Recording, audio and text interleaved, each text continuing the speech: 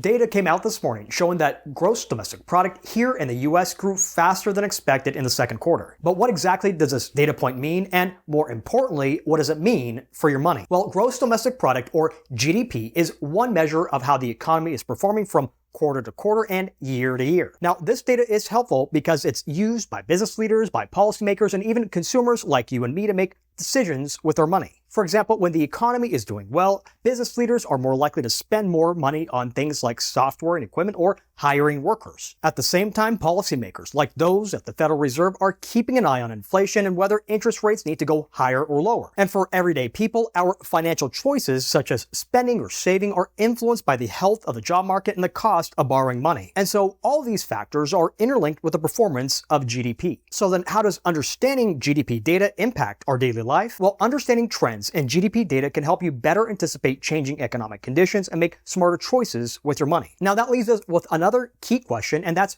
why are markets so keen to paying attention to this data? Well, over the long term, robust GDP growth usually supports strong corporate earnings, which can support trends in rising asset prices. But in the near term, the impact of GDP data often relates to how it fits into the current market narrative, which influences daily market movements based on whether it supports or contradicts prevailing investor expectations. And what exactly does all this mean? Well, it means that despite solid GDP growth this year, a dominant market narrative is the expectation of a potential rate cut by the Federal Reserve. Now, typically, the Fed might lower rates to stimulate the economy during periods of slower growth, not when it's expanding. But if inflation remains under control despite solid economic growth this year, the Fed could consider a rate cut to preemptively mitigate a deep economic downturn, which could align with investors' expectations of a soft economic landing. Therefore, market participants are keenly analyzing today's GDP report for indications that strong growth can coexist with controlled inflation